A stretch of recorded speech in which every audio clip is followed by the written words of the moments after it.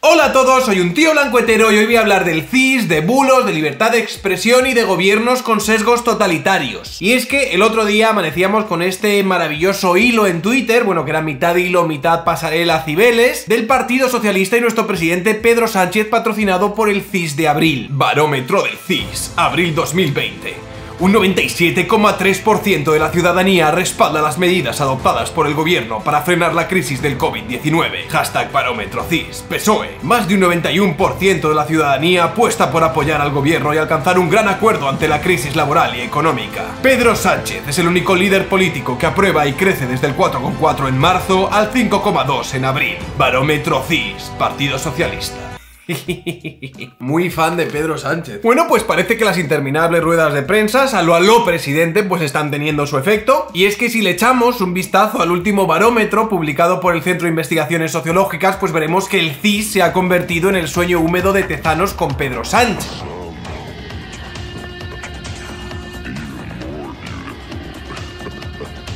Da como reparo mirarlo, hay como un sesgo pornográfico en todo esto. O como muy bien dijo Carlos Alsina: si preguntas sobre la nada, la respuesta que obtienes es nada. Ha difundido el CIS este barómetro un poquito raruno, que hay que leer con mascarilla, en el que lo interesante no son las respuestas sino las preguntas. Confieso que yo ignoraba que el CIS era actividad esencial y que Tezanos estaba telecocinando. Y opino que rezuma esta encuesta aroma sanchista. No aparecen en ninguna pregunta los médicos, ni las mascarillas, ni los hospitales, ni los difuntos. No se pregunta en qué acertó o en qué se equivocó el gobierno, ni si fue un error mantener los espectáculos deportivos y las manifestaciones cuando teníamos ya cientos de contagiados, ni si fue un avance lo del mando único o entorpeció las cosas. Se pregunta por el coronavirus ocultando el coronavirus. Y es que efectivamente pues eran más interesantes las preguntas que las respuestas, que eran preguntas a medida para poder anunciar a bombo y platillo por Twitter, poco menos prácticamente que toda España estaba bailando la conga detrás de nuestro presidente.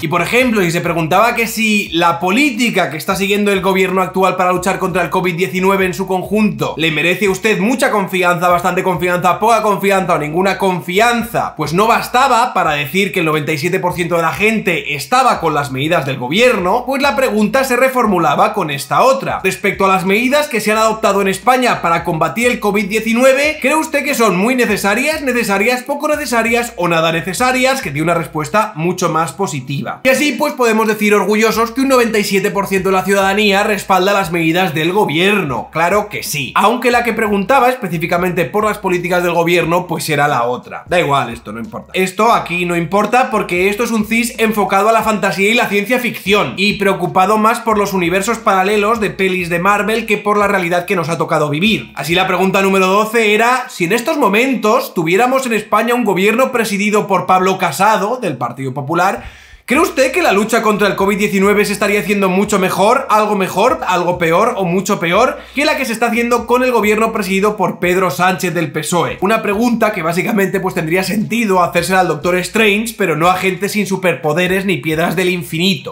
Avanza en el tiempo para ver futuros alternos. Y es que se puede ver claramente que la mayoría de las preguntas pues tenían una naturaleza bastante capciosa, ¿no? Y preocupada por dirigir a los encuestados a una respuesta concreta. En circunstancias como las actuales, ¿cree usted que los partidos y líderes de la oposición tienen que colaborar y apoyar al gobierno en todo lo posible, dejando sus críticas o discrepancias para otros momentos? ¿O que deben continuar criticando y oponiéndose al actual gobierno en todo lo que consideren? Remarcar lo de circunstancias como las actuales, o hacer hincapié en lo de dejar las discrepancias para otro momento, ¿no? Como si las críticas al gobierno pues fueran frivolidades infundadas. Y es que la formulación de preguntas guiadas pues da pie a unas determinadas respuestas y no a otras. Y la naturaleza en la que se preguntan las cosas pues es importante a la hora de recabar respuestas objetivas. Por ejemplo, en la pregunta 4 que dicen: ¿cree usted que se deberían tomar medidas más estrictas para evitar que se salga a la calle o cree que es suficiente con lo que se está haciendo? El 58% pensarían que es suficiente, es decir, no estarían buscando medidas más estrictas.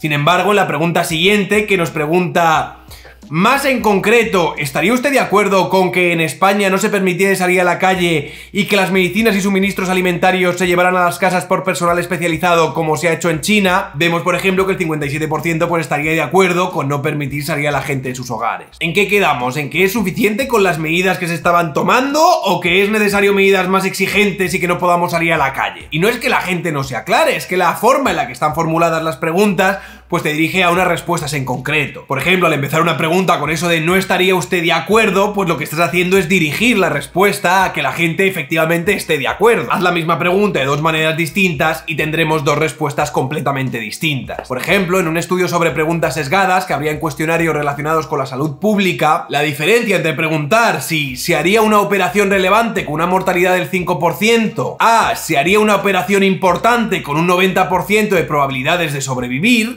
encontraríamos que la segunda, aun teniendo un ratio de supervivencia más bajo que la primera, tendría el triple de respuestas positivas. Porque escuchar o ver el número 90% junto a la palabra sobrevivir, aunque en efectos la mortalidad sería de un 10%, pues tiene una percepción muchísimo más positiva que leer la palabra mortalidad, aunque esta solo sea del 5%. Y bajo esa premisa se construyen las preguntas del CIS que luego sirven para que el gobierno socialista pues diseñe sus postales de propaganda. Y ahora mismo nos encontramos una coyuntura en la que el gobierno está utilizando todas las instituciones y organismos públicos a su alcance para diseñar su propia campaña de blanqueamiento, en lugar de asumir cualquier tipo de responsabilidad, que todos sabemos que eso es muy cansado. Al tiempo que exigen a la oposición un comportamiento ejemplar del que luego ellos carecen. Y me ha impactado mucho un vídeo que se viralizaba por las redes sociales en las que se comparaba las declaraciones de Pedro Sánchez junto a las de Emmanuel Macron a partir de la crisis del COVID-19.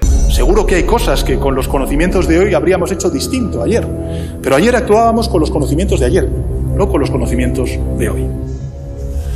Le moment, soyons honnêtes, a révélé des failles, des insuffisances. España ha venido siguiendo las recomendaciones de los expertos sanitarios internacionales, de la ciencia, de los que saben. Mais comme vous, j'ai vu des ratés, encore trop de lenteur, de procédures inutiles, des faiblesses aussi de notre logistique. Estoy profundamente impresionado con la inspiradora capacidad de resolución del gobierno. Siento un optimismo prudente como resultado de las medidas audaces, los enfoques innovadores y las decisiones valientes del ministro de Sanidad, Salvador Illa. Nous en tirerons toutes les conséquences. Ser el único país del mundo cuya oposición ofrece como única alternativa la polémica al no estar a la altura de la mayor emergencia sanitaria de toda la historia de nuestra democracia. Y yo sostengo que la oposición actúa como reacción a la actuación del gobierno, y no puedes pedir una oposición como la de Francia o Portugal si tu gestión no es la de Portugal, ni tus formas a la hora de asumir responsabilidades pues son las de Francia. Y creo que uno de los mejores ejemplos de una buena relación diplomática entre el gobierno y la oposición durante esta crisis del COVID-19, por ejemplo, lo estarían dando en el Ayuntamiento de Madrid. Nosotras vamos a hacer lo que creemos que debe hacer cualquier oposición ante una circunstancia como esta, predicar con el ejemplo. Y eso significa partir de la confianza sincera en que vosotros y vosotras queréis acabar la crisis cuanto antes, en que el alcalde está comprometido con reducir el dolor de la pandemia en su ciudad. Y esa es una confianza sincera que tenemos los 19 concejales de Más Madrid, y por eso nuestro apoyo a las medidas que vayáis tomando será total, porque creemos que queréis hacer lo mejor por vuestra ciudad y porque en ese sentido confiamos en vosotros como gobierno. Y agradezco el tono de la señora Maestre. Nos separan antípodas casi ideológicas, pero hoy nos acerca a la humanidad. Hoy nos acerca a saber y ser conscientes de que tenemos un objetivo común. Puede que por diferentes caminos y distintos medios, pero tenemos un objetivo común.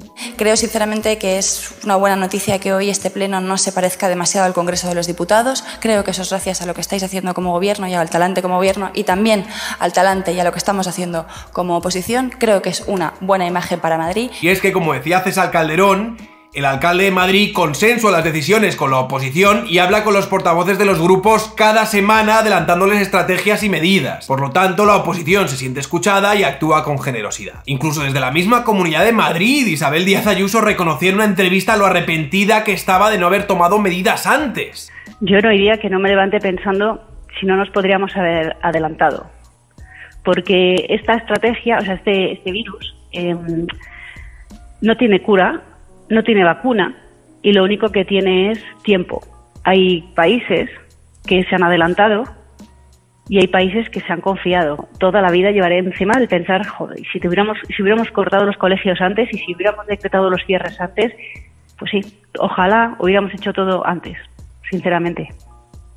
Y yo de todas formas voy a ir a comparecer a la Asamblea de Madrid a petición propia. Soy la primera que estoy deseando hacerlo, pero sí para dar cuentas. Y es que asumir estos errores y reconocer de cara al público lo que ya es evidente, ya no es que te haga estar más o menos a la altura de las circunstancias, o que denote más o menos sentido de la responsabilidad, sino que a efectos de estrategia política creo que es algo mucho más efectivo. Imaginaos por un momento el peso que se quitaría el gobierno de encima, porque es que junto con ese reconocimiento de lo que ya es palmario para toda la opinión pública, que es que menuda gestión de mierda, se irían también todas esas narrativas y relatos de fantasía que son la principal fuente de crítica contra este gobierno. Pero es que cada vez que hablan de su maravillosa gestión, de los recortes del PP, de las alabanzas de la OMS de lo bien que lo están haciendo, del nosotros hemos hecho lo que nos decían los expertos en todo momento, de que si han sido el gobierno más rápido de Europa o del famoso este de es que no se podía saber, que son básicamente el pilar sobre el que se construye su argumentario durante las últimas semanas. Lo que consiguen siguiendo con esto, dale que te pego, es que la gente se siga rebelando, porque es que en ese relato falta la pieza clave y la razón por la que España se ha convertido en el centro neurálgico de la pandemia, que fue su tardía respuesta ante la crisis y pasar del 0 al 100 precisamente por anteponer la ideología a una potencial situación de peligro que nos ha terminado desbordando. Lo que quiero decir, básicamente, es que la mayoría de críticas bien fundadas que está recibiendo el gobierno últimamente vienen a remolque de la mierda de excusas que el gobierno está dando para hacernos creer que su gestión ha sido la polla con cebolla. Hasta el punto de plantear realidades alternativas en el CIS, pidiéndoles a los ciudadanos que se imaginen un universo en el que Pablo Casado hubiese tenido que gestionar la crisis del coronavirus. Y si mi abuela tuviese ruedas, ¿tú qué piensas? ¿Que sería una bicicleta o una Vespa scooter? Y es que tenemos un gobierno que en vez de hacerse cargo de sus errores, pues parece mucho más interesado en imponernos sus tesis oficialistas. Y es de justicia hablar del coqueteo de este gobierno con determinadas formas autoritarias que ya empezábamos a vislumbrar con la anulación del portal de transparencia, que es una herramienta destinada a que cualquier ciudadano pues pida cuentas de su gestión a la administración, y que impide, por ejemplo, pues solicitar las actas del comité de expertos en el que el gobierno dice basar sus decisiones, o pedir copia del contrato de compra de esos 640.000 test chinos que acabaron siendo defectuosos, por ejemplo. Y este sería un coqueteo autoritario que también se desprendería de algunas de las preguntas formuladas en el CIS de abril, específicamente la pregunta número 6, una pregunta en la que, como dijo Soto Ibars, pues el gobierno prácticamente nos enviaba un globo sonda para preguntarnos si estábamos interesados en tener un ministerio de la verdad. La pregunta decía así: ¿cree usted que en estos momentos habría que prohibir la difusión de bulos e información engañosa y poco fundamentada por las redes y los medios de comunicación social, remitiendo toda la información sobre la pandemia a fuentes oficiales? ¿O cree que hay que mantener libertad total para la difusión de noticias e informaciones? Remitir toda la información sobre la pandemia a fuentes oficiales. ¿Y cuáles son esas fuentes oficiales? ¿Las que nos dicen que el gobierno ha hecho una gestión ejemplar y que ha seguido en todo momento las indicaciones de los expertos? ¿O son las de los expertos que nos dijeron que esta situación estaba controlada, ¿no? Que esto era solo un resfriado y que en España pues solo habría un puñado de casos? ¿Son estos los expertos por los que deberíamos sacrificar toda nuestra libertad de prensa y remitir toda la información a ellos? Son estos, ¿no? Y es que vamos a ver, si algo nos debería haber enseñado esta crisis es precisamente de la poca fiabilidad que tendrían las fuentes oficiales y no al revés, porque los que acertaron sobre la situación en la que nos encontramos no fueron precisamente las fuentes oficiales. Y preguntado Pablo Iglesias en Al Rojo Vivo sobre esta pregunta concreta del CIS, pues nos respondía de la siguiente manera: sobre la formulación concreta de la pregunta, yo no tengo nada que decir, pero sobre el tema sí. Creo que todo el mundo en este país se ha dado cuenta de que determinados sectores de la ultraderecha mediática y política han normalizado la mentira, el bulo y el ataque sin escrúpulos como forma de hacer política y tratar de influir. Y tú mismo lo estás sufriendo en las últimas horas. Creo que eso es una preocupación de la ciudadanía, no solamente ha pasado en España, ha pasado en Brasil con Bolsonaro, ha pasado en Estados Unidos, y creo que todos los demócratas tenemos que estar comprometidos para que el bulo, el insulto, la mentira, para que esa ultraderecha mediática y política que atenta contra lo más sagrado de nuestra democracia no forme parte en ningún caso del futuro de nuestras sociedades, que se tienen que fundamentar en la defensa de lo común, del interés general, de la libertad informativa y de que los medios hagáis pues lo que hacéis, que es controlar al poder. Bueno, pues básicamente todos los demócratas deberíamos comprometernos para que el bulo y la extrema derecha mediática y política pues no formase parte del futuro de nuestras sociedades, ¿vale? Y que esto de alguna forma pues sería algo que velaría por el interés general y la libertad informativa, ojo, y que así pues los medios, o sea, los medios que a él le gustan, los medios que a él le parecen y que no forman parte de esta extrema derecha mediática, pues puedan seguir controlando al poder, que sería algo así como darle palmaditas en la espalda cada 2 semanas y decirle lo bien que le quedan los trajes. Pero que tenemos que sacar a la extrema derecha política y mediática de nuestras sociedades, eso está clarísimo. Claro que luego, si vemos declaraciones anteriores de Pablo Iglesias, pues vemos que en este país no hay derecha. ¿Extrema derecha? ¿Vuelve al gobierno en España? PP y Ciudadanos, extrema derecha. Hay extrema derecha, que serían el PP y Ciudadanos. Hoy la derecha, la extrema derecha y la extrema derecha. Y luego hay extremísima derecha, que sería algo así como Vox. Otros partidos más a la derecha está que son... al nivel de Blas Piñar, pero digamos que era extrema derecha. Allá ellos, era fascismo. Y ahora pues nos confirma que habría que excluir de nuestra democracia, que es básicamente su democracia,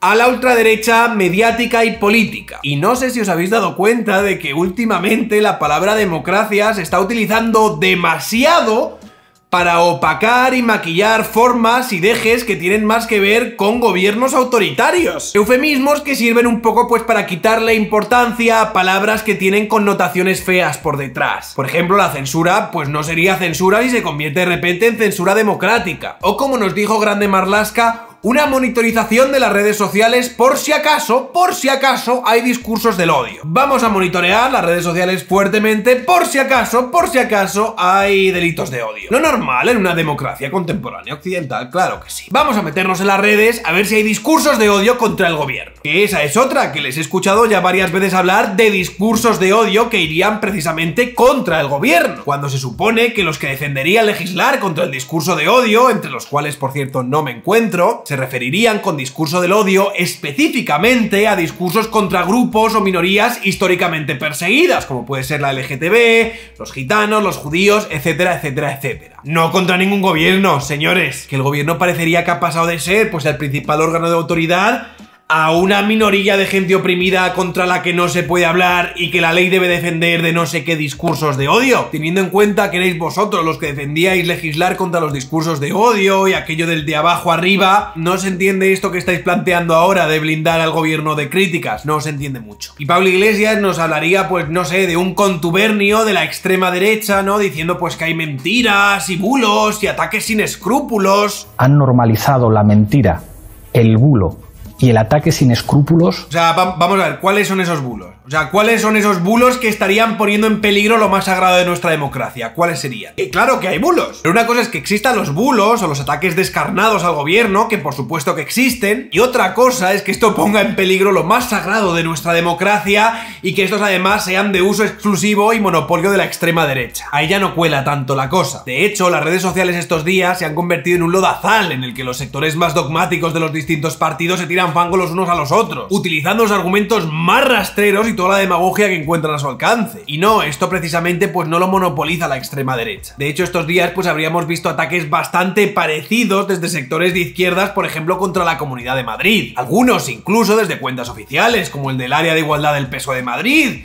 que responsabilizaba a Ayuso de la muerte de 1150 mayores, con el que luego fue hashtag que fue trending topic de Ayuso PP culpables. Y yo mismo he desmentido vídeos y artículos de Spanish Revolution cargados de falsedades y de tesis de ciencia ficción destinadas a blanquear la gestión del gobierno y que responsabilizaban de la crisis, yo que sé, desde Rajoy a Abascal hasta Jeff Bezos o Amancio Ortega. Para que veas, Pablo Iglesias, lo que hay por ahí suelto por las redes, macho. Y esta gente, estos Spanish Revolution, por mucho que se dediquen exclusivamente a la desinformación, jamás se me ocurriría pedir la censura para este tipo de plataformas que están comprometidas a cualquier precio con la propaganda de un determinado sector político. Y evidentemente existen equivalentes a Spanish Revolution de derechas, pues evidentemente claro que existen, pero se están haciendo bastantes trampas cuando se dicen que esta clase de gente solo existe en un bando determinado. Y yo la verdad es que creo que esta gente que hace esta propaganda tan palmaria realmente al gobierno ni le preocupa ni le han preocupado. Es decir, gente que se invente bulos con poca vida útil y que rápidamente se desmienten por redes sociales y en las noticias. No veo yo sinceramente que esto sea lo que esté determinando la opinión pública. pública, no lo veo. Lo que yo creo que ahora mismo le preocupa al gobierno es que estarían viendo cómo están perdiendo esta guerra por el relato dominante, y que es algo que se le da muy bien además a Iván Redondo y que ha sido un ingrediente esencial en el triunfo de Sánchez. Y claro, ahora están viendo cómo sus tesis sobre su maravillosa gestión,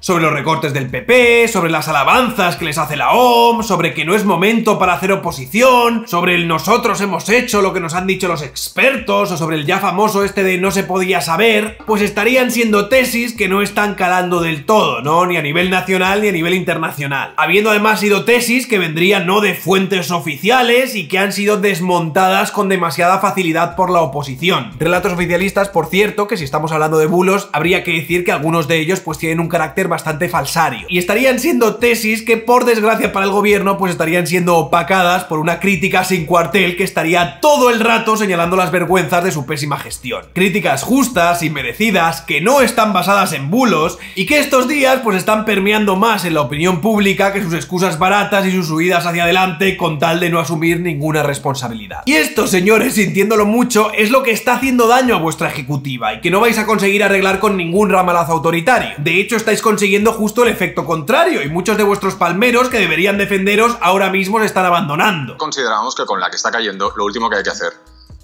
es meterle el dedo en el ojo al capitán. Bien, pues todo esto cambia hoy. Todo esto a partir de hoy va a ser distinto. Básicamente porque pensábamos que este capitán solo se ocupaba de llevarnos a buen puerto y ahora hemos descubierto que no. Os leo. CIS, publicado esta semana. Pregunta número 6. ¿Cree usted que en estos momentos habría que prohibir la difusión de bulos e informaciones engañosas y poco fundamentadas por las redes y los medios de comunicación social, remitiendo toda la información sobre la pandemia a fuentes oficiales?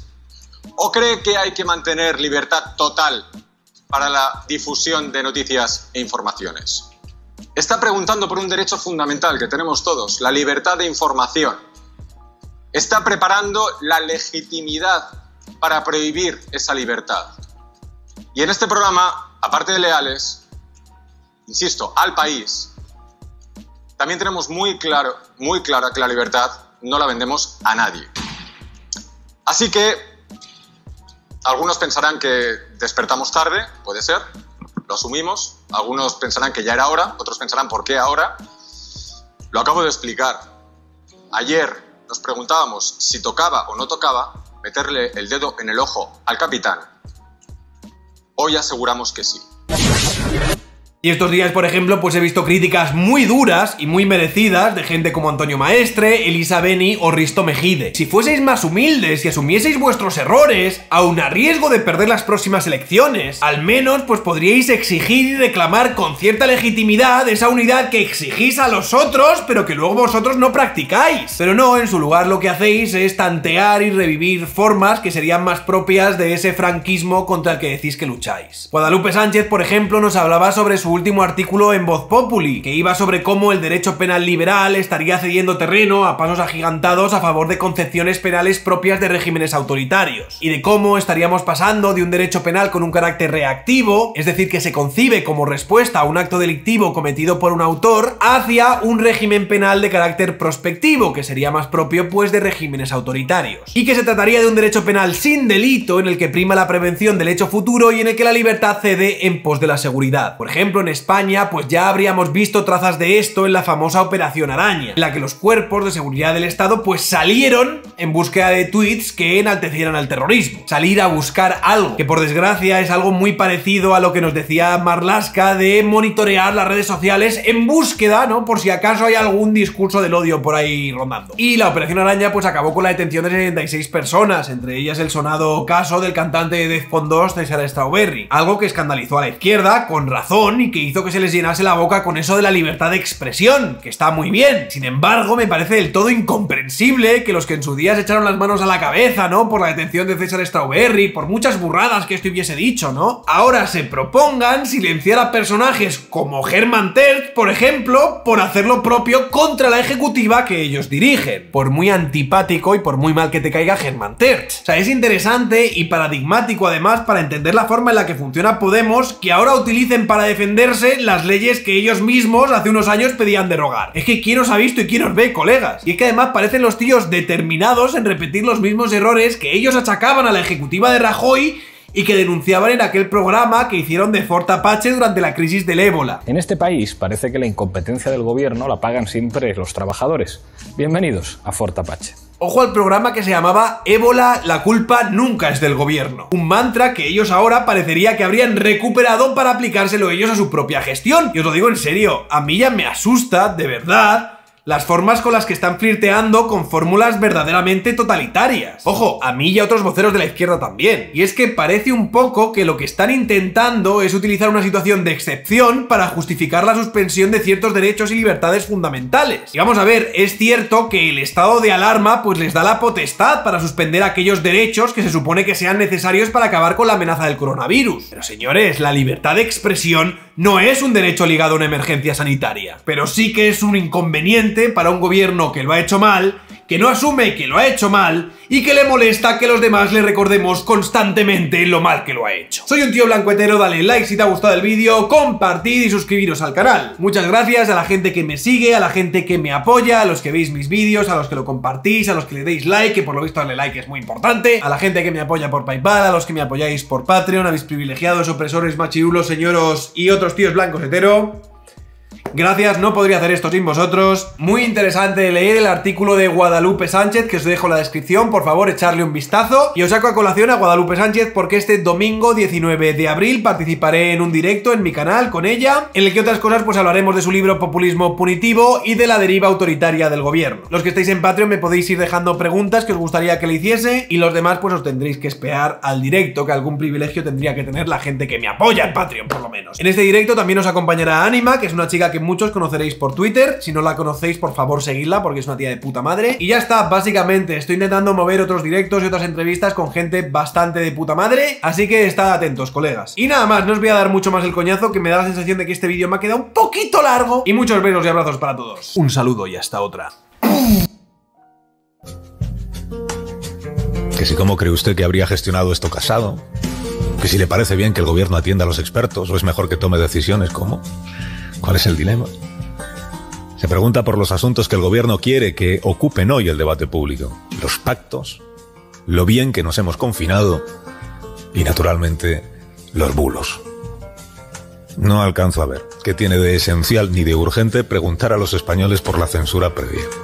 Ni siquiera entiendo la pregunta que se les hace. ¿Cree usted que debería remitirse toda la información sobre la pandemia a fuentes oficiales o hay que mantener la libertad total para las noticias? Pues no entiendo qué significa remitir la información a fuentes oficiales, ni por qué se identifica la verdad con las fuentes oficiales, ni por qué se plantea como si hubiera que elegir entre combatir los bulos y mantener la libertad de prensa. Pero no se utilice la coartada de que hay bulos para instalar la censura. No se erija nadie aquí en guardián de la pulcritud para silenciar opiniones que molestan o controlar cómo y de qué se informa, porque eso también sería una estafa.